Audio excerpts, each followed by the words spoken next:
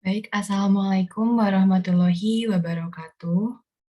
Perkenalkan, kami dari kelompok 8, mata kuliah Pendidikan Agama Islam, kelas C dari Prodi Akuntansi. Kami kelompok 8 akan membawakan presentasi yang bertopik Ulama dalam Perjalanan Bangsa Indonesia pada masa penjajahan hingga sekarang.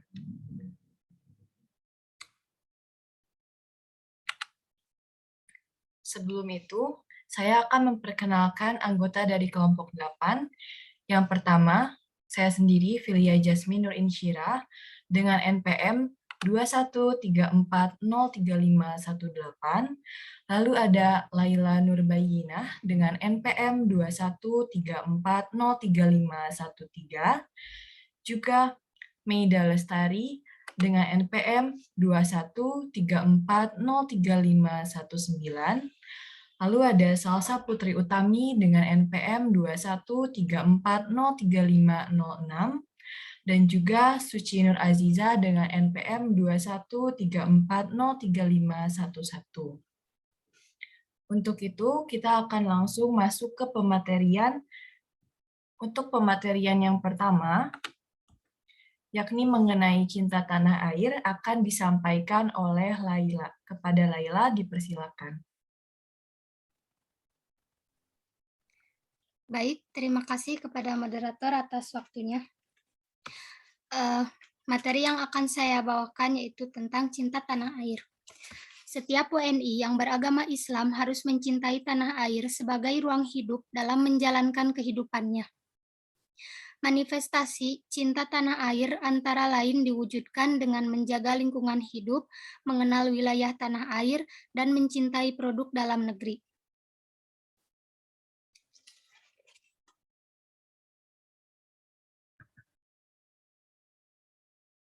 Cinta Nabi Muhammad SAW kepada tanah tumpah darahnya tampak ketika meninggalkan kota Makkah dan berhijrah ke Madinah.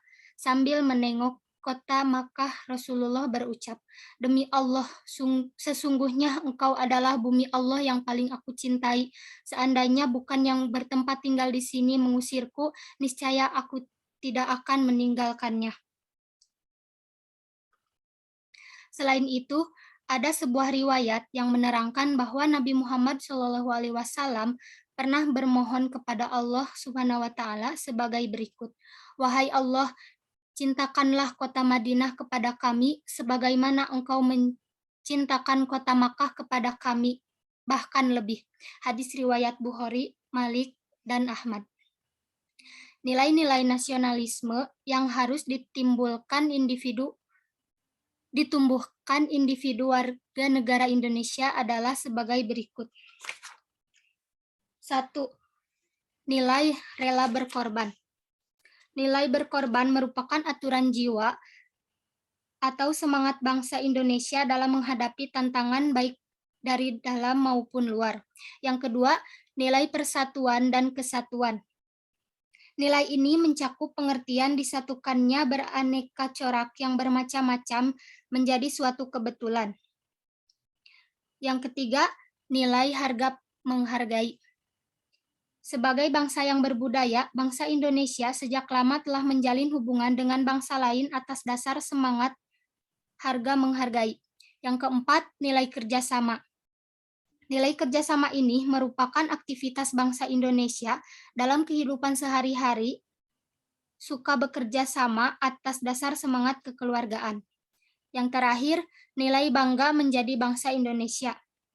Nilai ini sangat diperlukan dalam melestarikan negara Republik Indonesia. Perasaan bangga ini harus tumbuh secara wajar dan jangan dipaksakan. Sekian dari saya kembalikan ke moderator. Baik, terima kasih kepada Saudari Laila yang sudah menyampaikan materinya. Untuk materi selanjutnya mengenai bela negara dalam Islam akan disampaikan oleh Meida. Kepada Saudari Meida, dipersilakan. Baik, sebelumnya terima kasih kepada moderator atas waktunya. Materi yang selanjutnya yaitu bela negara dalam Islam.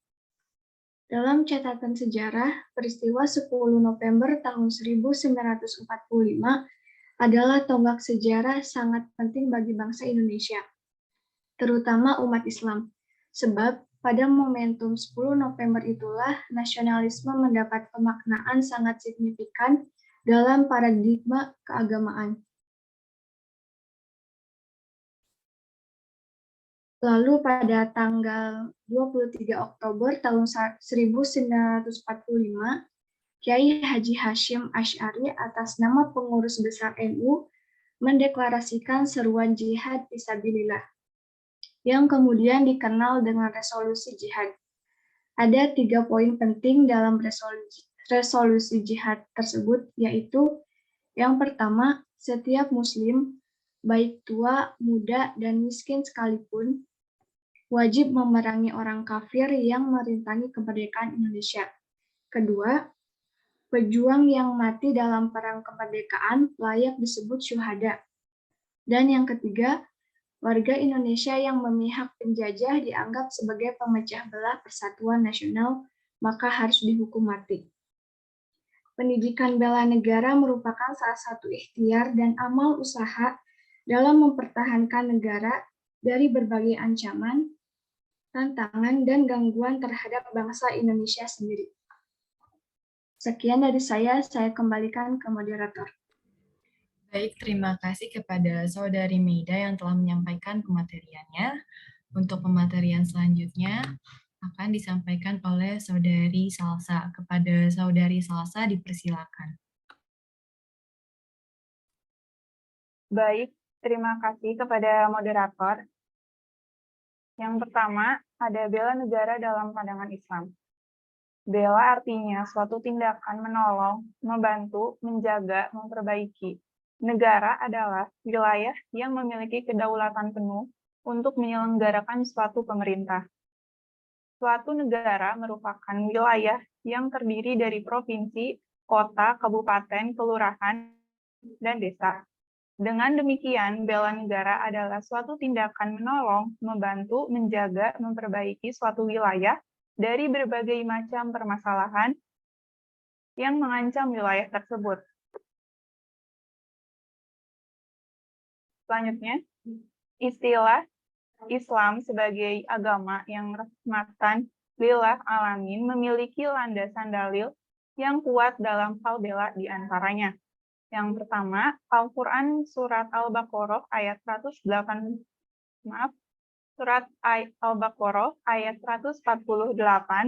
yang artinya, dan bagi tiap-tiap umat ada kiblat sendiri yang ia menghadap kepadanya, maka berlomba-lombalah dalam berbuat kebaikan di mana saja kamu berada, pasti Allah akan mengumpulkan kamu sekalian pada hari kiamat. Sesungguhnya Allah Maha Kuasa atas segala sesuatu. Yang kedua, Al-Quran Surat Al-Ma'idah ayat 2, yang artinya, dan tolong-menolonglah kamu dalam mengerjakan kebajikan dan takwa, dan jangan tolong-menolong dalam berbuat dosa dan pelanggaran, dan bertakwalah kamu kepada Allah, sesungguhnya Allah amat berat siksanya. Yang ketiga, Al-Quran Surat An-Nisa ayat 59, yang artinya, wahai orang-orang yang beriman, taatilah Allah dan taatilah Rasul Muhammad dan ulil amri atau pemegang kekuasaan di antara kamu. Selanjutnya, Al-Quran Surat An-Nisa ayat 71, yang artinya, wahai orang-orang yang beriman, bersiaplah, bersiagalah kamu dan majulah secara berkelompok atau majulah bersama-sama. Yang kelima, hadis riwayat Bukhari yang mengatakan bahwa mengindahkan dan taat adalah wajib atas orang Islam baik dia senang atau tidak, selagi tidak diperintahkan berbuat durhaka. Jika diperintah kepada yang durhaka, maka tidak harus mengindahkan dan taat. Lalu ada hadis riwayat Bukhari mengatakan bahwa mengindahkan dan taat adalah wajib atas orang Islam, baik dia senang atau tidak, selagi tidak diperintahkan berbuat durhaka. Jika diperintah kepada yang durhaka, maka tidak harus mengindahkan dan taat. Yang terakhir, ada hadis riwayat Abu Dawud yang mengatakan bahwa sebaik-baik kalian adalah pembela negara selama pembelanya bukan dosa, tapi pembelaan negara adalah fanatisme buta, apalagi menimbulkan sikap superioritas dan pelecehan. Nabi mengistilahkan hal itu dengan ashabiyah yang diharamkan. Dalam ayat-ayat Al-Quran dan hadis di atas, telah ditegaskan bahwa melakukan perbuatan baik adalah suatu kewajiban bagi setiap muslim, baik menyangkut kepentingan pribadi maupun berkaitan dengan kemasalahan umum. Maka hal itu sangat dianjurkan. Baik, cukup sekian yang dapat saya sampaikan. Saya kembalikan kepada moderator. Baik, terima kasih kepada Saudari Salsa atas pemaparan materinya. Untuk materi yang selanjutnya akan disampaikan oleh Saudari Suci. Kepada Saudari Suci, dipersilakan. Baik, terima kasih kepada moderator yang sudah memberikan waktunya. Selanjutnya, ada pendekatan maqsid al-syariah, yaitu salah satu konsep penting dan fundamental yang menjadi pokok bahasan hukum Islam dalam konsep maqasid at-tashri' atau maqasid al-syariah yang menegaskan bahwa hukum Islam disyariatkan untuk mewujudkan dan memelihara maslahat umat manusia. Adapun inti dari konsep maqasid al-syariah adalah untuk mewujudkan kebaikan sekaligus menghindarkan keburukan atau menarik manfaat dan menolak mudarat. Istilah yang sepadan dengan inti dari maqasid al-syariah tersebut adalah maslahat. Karena penempatan hukum dalam Islam harus bermuara kepada maslahat. Sesuai dengan pernyataan Al-Ghazali, Al-Shatibi merangkum bahwa tujuan Allah menurunkan syariah adalah untuk mewujudkan maslahat. Dalam rangka mewujudkan kemaslahatan di dunia dan di akhirat, berdasarkan penelitian usuliyin, ada 5 unsur pokok yang harus dipelihara dan diwujudkan. Di antaranya, yang pertama yaitu menjaga agama, kedua menjaga jiwa, ketiga menjaga akal, keempat menjaga keturunan, dan kelima menjaga harta.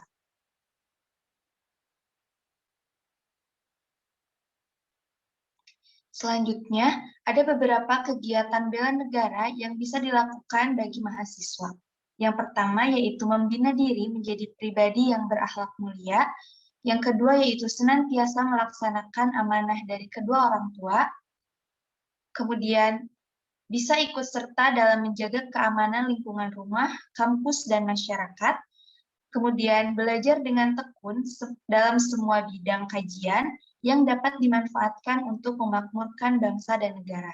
Selanjutnya, kita bisa membantu dengan mencegah adanya korupsi di lingkungan kampus, kemudian menolak keterlibatan pada paham-paham radikalisme, dan ikut serta melakukan konter terhadap paham radikal, ujaran kebencian, serta narasi-narasi yang dapat memecah belah bangsa. Selanjutnya, kita bisa ikut serta dalam membantu korban bencana di dalam negeri. Dan yang terakhir, kita bisa mengikuti kegiatan kampus yang memang sudah disediakan oleh kampus yang bisa diikuti oleh mahasiswa. Sekian pemaparan dari saya kembalikan kepada moderator. Baik, terima kasih kepada Saudari Suci atas pemateriannya. Lalu materi yang selanjutnya akan disampaikan oleh Saudari Meida. Kepada Saudari Meida dipersilakan. Baik, yang selanjutnya yaitu mengenai peran ulama dalam perjalanan bangsa Indonesia. Peran ulama, santri, dan tokoh-tokoh Islam dalam perjuangan menegakkan kedaulatan bangsa dan negara sangatlah besar. Mereka bahkan rela mengorbankan harta, tenaga, serta jiwa mereka dalam berjuang dan mempertahankan kemerdekaan. Namun, generasi muda dewasa ini telah kehilangan ruh dan akarnya, karena mereka telah lupa dengan sejarah kepahlawanan pendahulunya. Kita tidak akan mampu membangkitkan semangat kepahlawanan dalam diri generasi kita jika mereka buram dalam sejarah perjuangan kaum muslimin dalam meraih kemerdekaan Indonesia. Salah satu penyebab generasi muda Islam hari ini tidak mengenal sosok pahlawannya karena pengajaran dan penulisan sejarah bertolak dari dasar pemikiran deislamisasi. Peran ulama dan santri dalam membela bangsa dan negara dipingkirkan dan ditiadakan. Sekian dari saya kembalikan lagi ke moderator. Baik, terima kasih kepada Saudari Mida atas pemaparan materinya. Sebelum masuk ke penutupan, ada kesimpulan dari pematerian pada kali ini. Jadi bahwa cinta tanah air ini tidak bertentangan dengan aturan Islam atau hukum Islam. Malah Rasulullah SAW juga sangat mencintai tanah airnya. Selain itu, kita juga sebagai warga negara Indonesia harus ikut serta dalam upaya bela negara. Bahkan upaya bela negara ini dikuatkan oleh dalil-dalil dalam Al-Quran maupun Sunnah.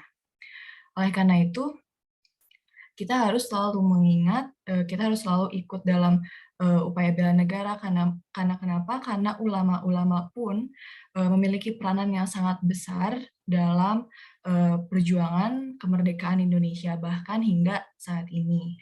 Oleh karena itu, kita sebagai warga negara Indonesia tidak boleh melupakan sejarah.